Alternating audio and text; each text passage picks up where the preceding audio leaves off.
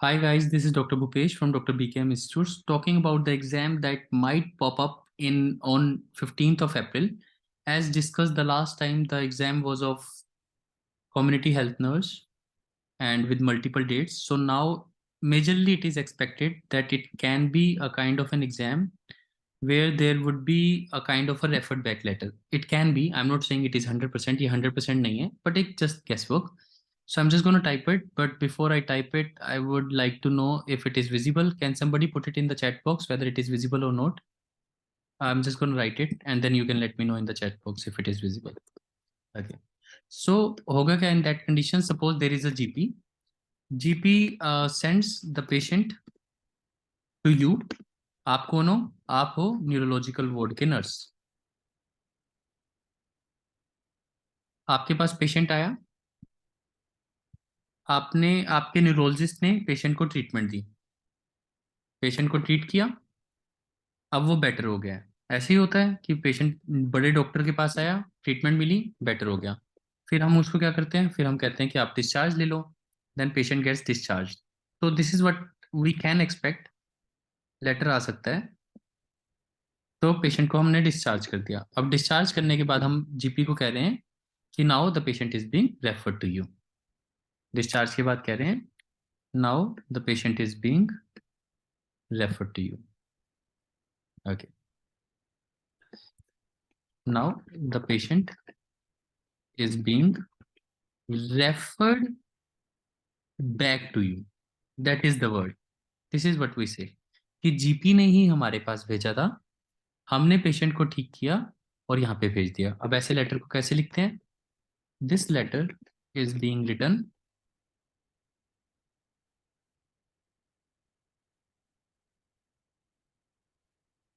Regarding mister X who was mister X. तो हम कह रहे हैं कि ये वही पेशेंट है mister X who was okay who was referred to us due to this and this problem. So हम जीपी को लेटर अब वापस, आपको नो न्यूरोलॉजिकल वार्ड के नर्स, तो आपने कहा this letter is being written regarding mister X who was referred to us, जिसको हमारे पास रेफर किया गया था आपके द्वारा. Who was referred to us due to this problem. ये प्रॉब्लम कुछ भी हो सकती है, मल्टीपल स्क्लेरोसिस, कुछ भी, मतलब you never know. Multiple sclerosis हो सकती है, डायबिटिक न्यूरोपैथी हो सकती है, और जरूरी नहीं है कि आप न्यूरोलॉजिकल वार्ड के नर्स हो. कोई भी बड़े हॉस्पिटल के नर्स, कुछ भी हो सकता है. बस आपके पास पेशेंट आया, आपने ठीक किया, वापस भेज दिया पेशेंट को, डायबिटिक न्यूरोपैथी के लिए आया था, तो अब पेशेंट बेटर हो गया, तो आप लिखते हो आफ्टर ट्रीटमेंट. तो यहाँ पे ड्यू टू का मतलब आपको बस वो रीजन लिखना है कि पेशेंट आपके पास क्यों आया था. यहाँ पे आपको रीजन लिखना है, पेशेंट आपके पास क्यों आया था. सो फिर आप लिखोगे after treatment he is better so he is being discharged. तो आपने कहा पेशेंट बेटर हो गया इसलिए हम डिस्चार्ज कर रहे हैं. However he needs follow up care या however he needs further care. आप ऐसे भी लिख सकते हो, या ongoing care. अगर वहां पे जो वर्ड दिया होगा उसको ध्यान से पढ़ना है. अगर फॉलो अप दिया है तो फॉलो अप, अगर ongoing दिया है तो ongoing care. तो हम जीपी को कह रहे हैं however he needs ongoing care and monitoring, and this is the most important line, and being his GP you are requested to provide him the required care. तो हो क्या रहा है, हम जीपी को कह रहे हैं कि ये patient return, this letter is being written regarding mister X. आप ऐसे भी कह सकते हो regarding your patient mister X, ऐसा भी लिख सकते हो. तो हम ये लिख रहे हैं कि ये वो पेशेंट है जो आपका पेशेंट है. This letter is being written regarding your patient mister X who was referred to us. अब देखो और भी अच्छा लगने लग गया इन दो वर्ड्स को ऐड करके. So this letter is being written, यहीं पे पॉइंट्स मिल जाएंगे आपको, यहीं पे पास होने की एबिलिटी बढ़ जाएगी. So this letter is being written regarding your patient जो आपने ही भेजा था, who was referred to us due to this reason. After so he is being discharged. However he needs, इसमें S जरूर लगाना है, ये बहुत इंपॉर्टेंट है. However he needs ongoing care and monitoring, and being, ये सेकंड मार्क्स आपको यहाँ से मिलेगा. And being his GP, GP का P बड़ा, being his GP you are requested to provide him the required care, और आपको ही करनी है। So this kind of a letter can come, इसे कहते हैं रेफर्ड बैक लेटर, क्योंकि जीपी ने हमारे पास रेफर किया था हमने वापस। अब इस केस में सोशल हिस्ट्री और मेडिकल हिस्ट्री रिक्वायर्ड नहीं होती, तो सोशल हिस्ट्री तो सीधा आप लिखते हो, ड्यूरिंग हॉस्पिटलाइजेशन द पेशेंट, जो भी वहां पे दिया, was given oxygen therapy as you know that his oxygen was low at the time of admission, या ऑक्सीजन was low initially। ये मैं क्यों लिख रहा हूं, ये प्लीज समझना। इससे भी कनेक्ट होता है कि ड्यूरिंग हॉस्पिटलाइजेशन हमने पेशेंट को ऑक्सीजन दी, क्योंकि जो जब जीपी ने जिस कंडीशन में भेजा था, as you know that his oxygen was low, अगर आप न्यूरोलॉजिस्ट वाला लेटर लिख रहे हो तो आप ये कह सकते हो ऑक्सीजन तो नहीं होगा, मल्टीपल स्क्लेरोसिस के केस में there can be some other symptoms. So आप ये कह सकते हो पेशेंट वाज गिवन, जो भी मल्टीपल स्क्लेरोसिस में ट्रीटमेंट होता है, patient was given treatment as you know that he was having this problem. तो ये एक लाइन है जो कनेक्ट करती है ड्यूरिंग हॉस्पिटलाइजेशन और सोशल हिस्ट्री को भी। अगर मेडिकल हिस्ट्री में उसको कोई भी प्रॉब्लम है, जैसे मान लो उसको डायबिटीज की प्रॉब्लम है, तो आप ऐसे भी कह सकते हो during hospitalisation patient was given diabetic diet as you know that he is a known case of diabetes. So this is the kind of letter that can come in the exam. ये second line बनेगी। तो जो भी आपको कोई भी एक line connect करनी है, ये जरूरी नहीं है करनी है, अगर आप कनेक्ट नहीं कर पा रहे तो सिंपल जैसे बाकी लेटर लिखते हो वैसे लिखना है, during hospitalisation the patient was given physiotherapy, जो भी आप लिखना चाहते हो। लेकिन अगर सोशल हिस्ट्री में कोई बात दी है, क्योंकि जब वो पेशेंट है ही जीपी का, तो सोशल हिस्ट्री और मेडिकल हिस्ट्री पहले से ही पता होगी। यानी इस लेटर में आप ये वाले पॉइंट नहीं लिख सकते, mister x is a known case of diabetes, आप ये बिल्कुल नहीं लिख सकते। अगर आपने ऐसा लिखा तो वो पेपर को पास नहीं होने देगा, क्योंकि आप उसके जीपी को, जिसको पहले से ही पेशेंट के बारे में सब पता है, आप उसको दोबारा बता रहे हो कि ये डायबिटीज का पेशेंट है, तो जीपी कहेगा सर ये तो मेरे को पहले से ही पता है, तो आपको बताने की जरूरत ही नहीं सोशल मीडिया, और यहीं पे वो डाटा बचता है। तो during hospitalisation the patient was given physiotherapy as you know he was having mobility problem. ये बात को आप अटैच कर सकते हो अगर ये पुरानी मेडिकल हिस्ट्री में है तो। या आप ऐसा भी कह सकते हो, मान लो साइकेट्रिस्ट की कोई बात है, during hospitalisation the patient was given psychological counselling as you know he was having depression.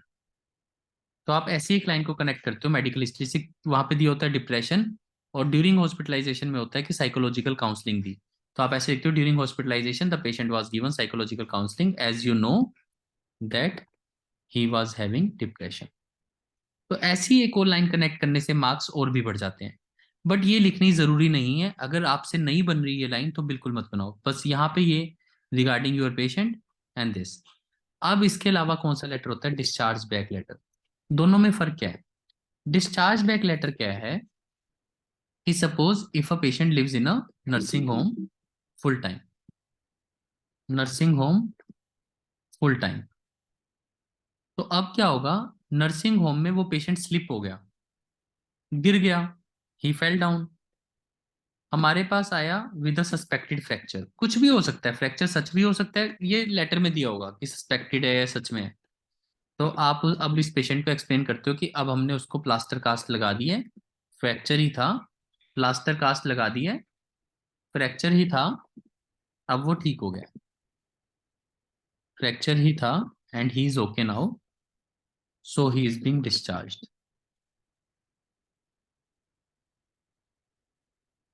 अब आपको नर्सिंग होम में उसको केयर देनी है, और आप नर्सिंग होम में एक फिजियोथेरेपिस्ट को भी बुला लेना जो उसको फिजियो करवाएगा, ताकि वो एम्बुलेशन कर सके। ऐसा कुछ लेटर भी, मतलब सिचुएशंस हैं, ये सिचुएशन तो बदलती रहेंगी।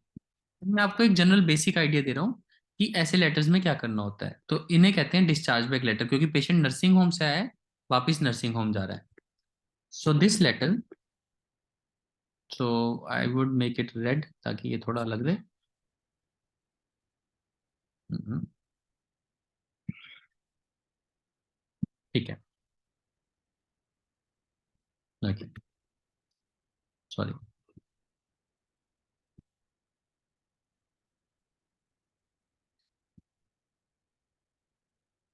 ऐसे लेटर में आप क्या करते हो? Notes long with it, now the colour is not even changing. Okay,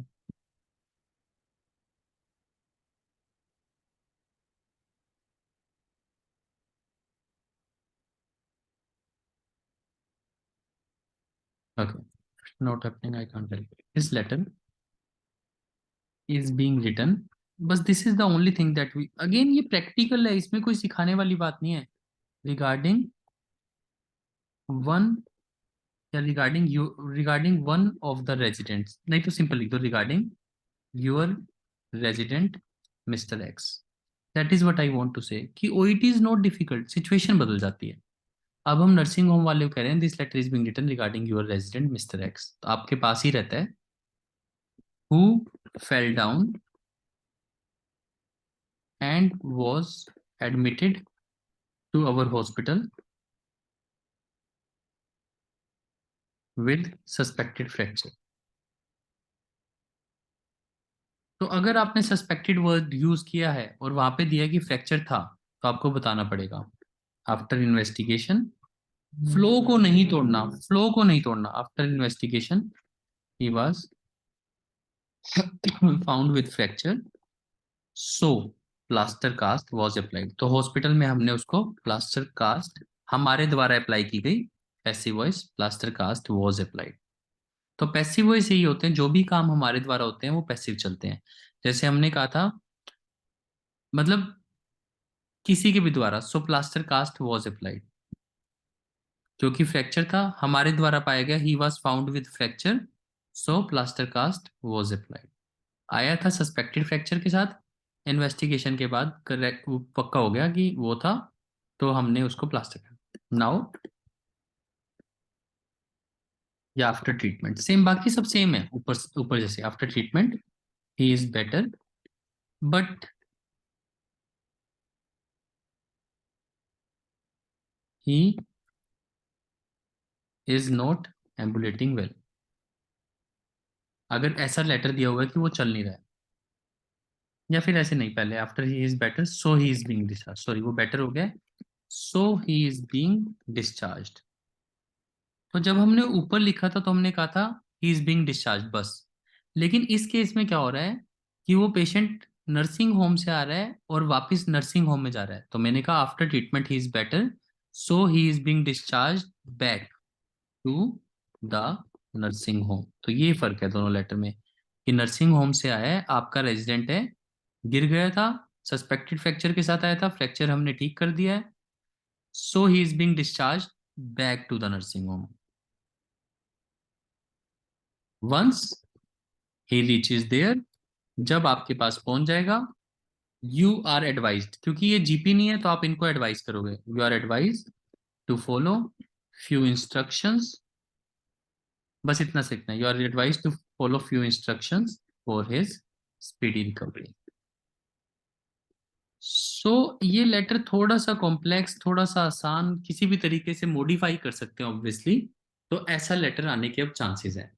तो इन्हें कहते हैं रेफर्ड बैक लेटर या डिस्चार्ज बैक लेटर। रेफर्ड का मतलब है जीपी ने रेफर किया था, हम अब उनको वापस रेफर कर रहे हैं फॉलोअप केयर के लिए, उनसे हम रिक्वेस्ट करते हैं।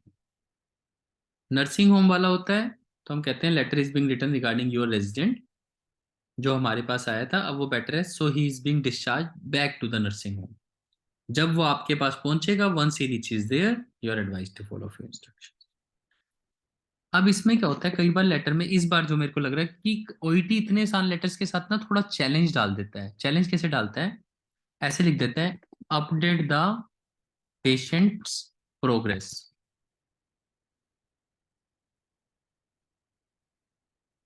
Update the patient progress to his GP. ये वाला मुझे स्पेसिफिकली पता नहीं क्यों लग रहा है, आ सकता है, मुश्किल है लेकिन आ सकता है। या ऐसा कोई लेटर आ सकता है कि अपडेट कर दो प्रोग्रेस को। तो ये छोटा सा वर्ड आता ही ना, हम कंफ्यूज हो जाते हैं बहुत ज्यादा।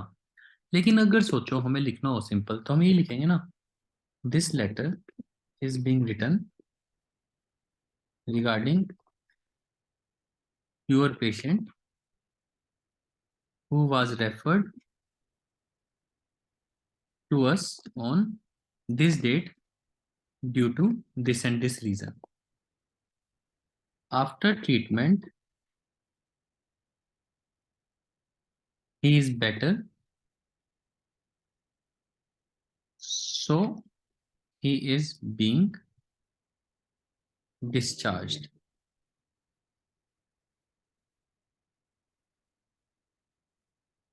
अपडेट का मतलब है मुझे उसकी करंट कंडीशन बतानी है, तो मैंने कहा ही वो बेटर हो गया। वैसे तो मैंने बता दिया after treatment he is better, इसीलिए वो सो ही इज बीइंग डिस्चार्ज। अब यहाँ पे मैं बेटर की जगह ये लिख सकता था कि उसकी करंट कंडीशन क्या है, वैसे मैं वैसे यहाँ पे भी लिख सकता हूँ after treatment he is better so is being discharge. So अगर इस लेटर को थोड़ा और चेंज करना चाहूँ, अगर इसके पैटर्न को चेंज करना चाहूँ, थोड़ा और आसान करना चाहूँ, मतलब यहाँ पे अभी तक मैं उसकी हेल्थ के बारे में नहीं बता पाया हूँ, तो मैं ये यहाँ पे बता सकता हूँ currently he is having ambulation difficulty, but otherwise he is doing much better। बस मुझे करना क्या है इस लेटर में, अब ये बाद में अजीब लग रहा है क्योंकि मैंने पहले डिस्चार्ज बैक की लाइन बोल दी और बेटर दो बार आ रहा है, तो मैं यहीं पे समझ जाता हूँ कुछ गड़बड़ हुई है। तो यानी इस लेटर में मुझे क्या लिखना चाहिए, इस लाइन को उठा के यहाँ से यहाँ पे लिख देना चाहिए।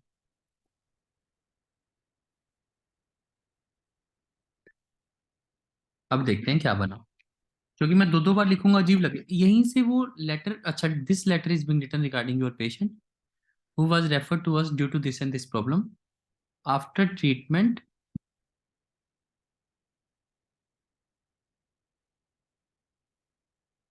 या आफ्टर ट्रीटमेंट और चेंज करना पड़ेगा, रिक्वायर्ड ट्रीटमेंट वाज गिवन, इसको ऐसे लाइन को मॉडिफाई करना पड़ेगा, required treatment was given and currently he is having ambulation difficulty, but otherwise he is doing much better, therefore he is being discharged। now this would be update, तो मैंने update कहाँ किया, यहाँ पे, कि this letter is being written regarding your patient, हमें refer किया गया था, required treatment was given and currently he is having ambulation difficulty only, but otherwise he is better। या आप ऐसा भी लिख सकते हो after treatment he is having only, after treatment he is better, या उल्टा कर देते हैं, रिक्वायर्ड ट्रीटमेंट वाज गिवन, इसको यहाँ से हटा देते हैं, and he is doing much better. थोड़े से एफर्ट देने पड़ते हैं, तो जो पहला पैराग्राफ होता है उसको हमेशा रफ में बनाओ, is doing much better, otherwise is doing much better, but still he is having ambulation difficulty। अब इसकी जरूरत नहीं पड़ी, करंटली वर्ड को हटा के स्टिल कर दिया, स्टिल का मतलब होता है अभी भी। तो अब देखते हैं, this letter is being written regarding your patient who was referred to us due to this problem, required treatment was given and he is doing much better, but still he is having ambulation difficulty, therefore he is being referred to you to improve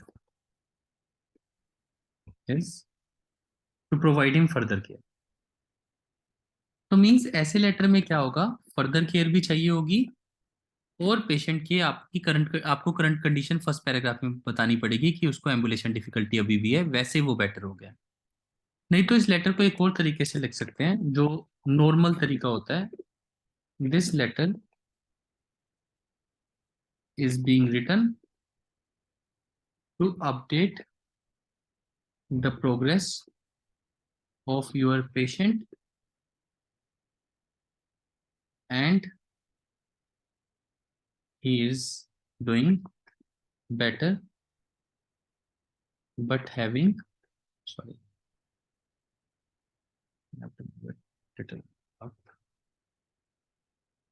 इसको मैं एक बार के लिए हटा देता हूँ। have to remove something so that these things can fall into space.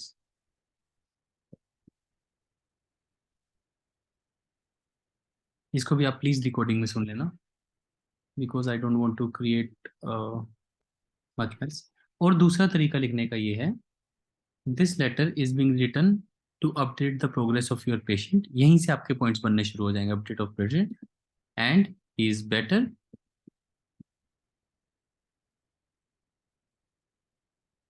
जो भी वहां पे दिया होगा, and can walk independently.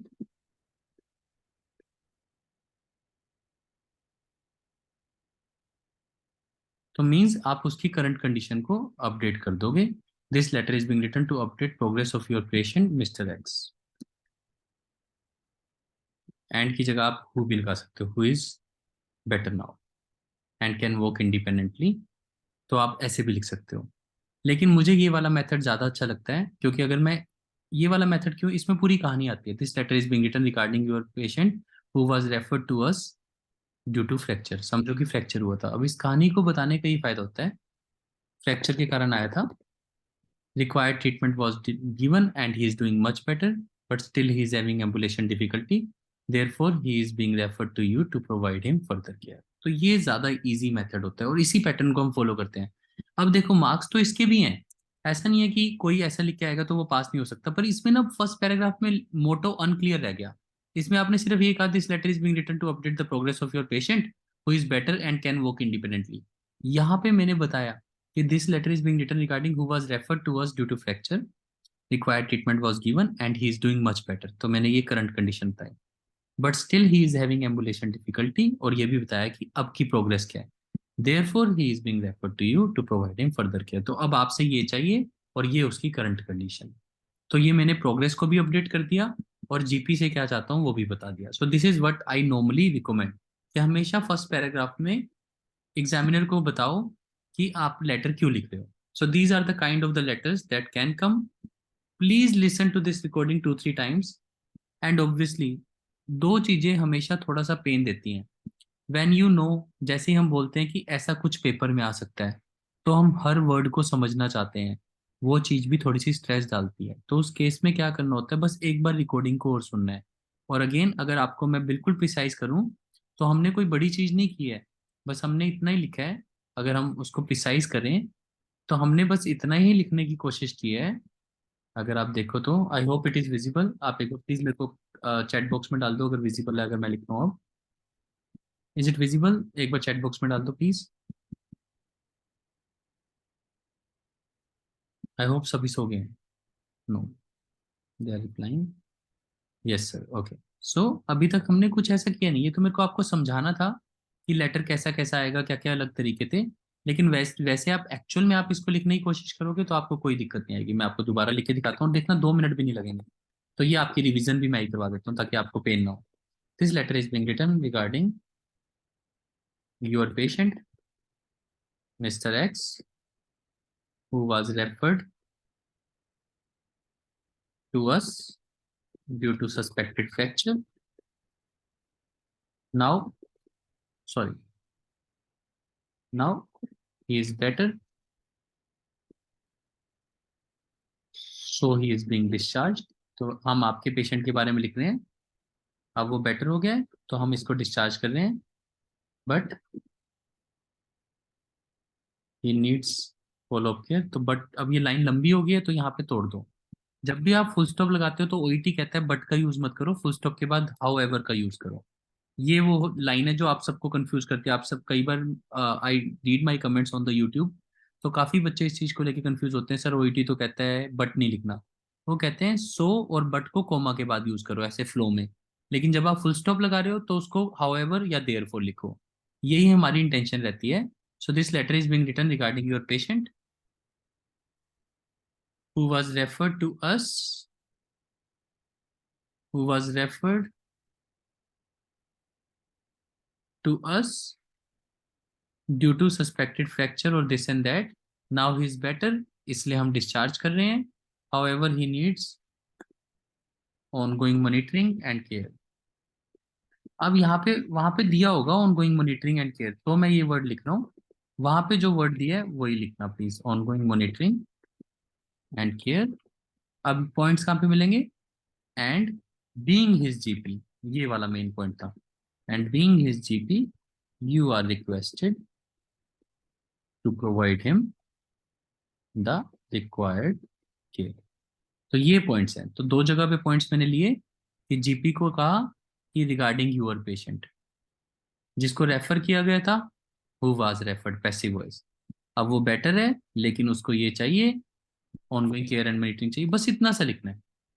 Please इसको अच्छे से समझ लो और अपने लेटर के हिसाब से फिट कर देना। और जब हमने डिस्चार्ज बैक लेटर लिखा तो भी ऑलमोस्ट सेम ही है। डिस्चार्ज बैक में क्या करते हैं देखते हैं। ओके, डिस्चार्ज बैक में क्या करते हैं, बिल्कुल सेम ही है। बस वहां पे ये नहीं लिखेंगे your patient. So this letter, difference देखो, this letter is being written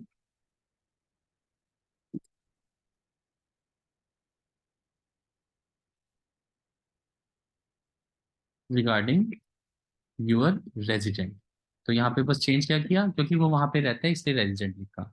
अगर कम्युनिटी हेल्थ सेंटर, अगर कम्युनिटी, अगर रिटायरमेंट विलेज होगा, रिटायरमेंट विलेज का मतलब पेशेंट रिटायर होने के बाद वहां पे जाता है, तो उसके केस में भी आप रेजिडेंट ही लिखोगे। So this letter is being written regarding your resident mister X, जो गिर गया था, हु फेल। अब इसमें ये नहीं लिखना होता कि स्लिपरी फ्लोर, ऐसा कुछ मत लिखो। Who fell on this date and hence was admitted to our hospital due to fracture, बाकी सब सेम रहेगा। आफ्टर ट्रीटमेंट बिल्कुल सेम ऊपर से ही, आफ्टर ट्रीटमेंट या नाउ ही इज बेटर, बस बिल्कुल सेम चल रहा है, ही इज बेटर। सो अब वहां पे लिखा था so he is being discharge, so he is being discharged back to the retirement home या नर्सिंग होम, जो भी वहां पे दिया।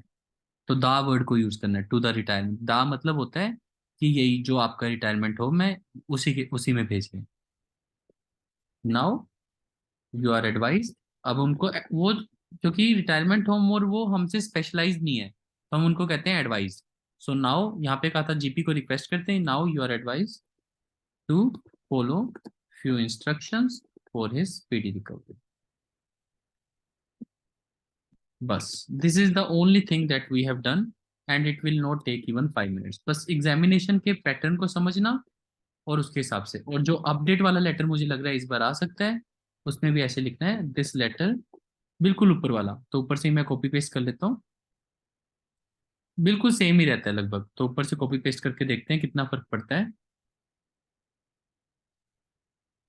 सभी copy paste I have deleted.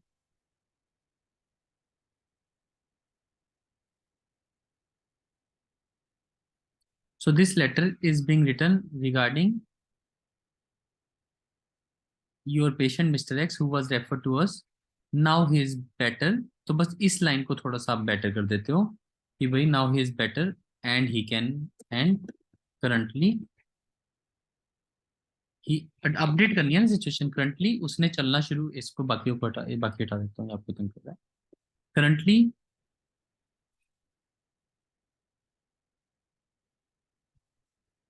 Currently he has started walking.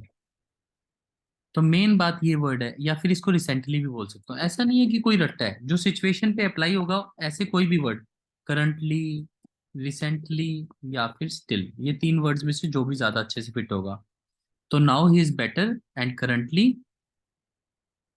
या recently he has started walking, या ऐसे भी लिख सकता हूँ 2 days ago he has started walking. तो इनमें से कोई भी बात हम लिख सकते हैं।